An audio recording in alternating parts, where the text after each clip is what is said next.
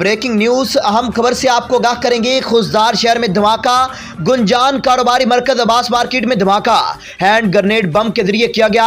SSP Khuzdar Fahad Khan खोसा को वाकई की इत्तला मिलते ही मौका पर पहुंच गए। जख्मी अफराद को रेस्क्यू किया जा रहा है। जिनादरीन अहम खबर से आपको आगाह कर रहे हैं। ब्रेकिंग न्यूज है, अस्पताल में इमरजेंसी नाफज कर दी गई है। शहर की नाकाबंदी करके मुलजमान की तलाश शुरू कर दी गई है।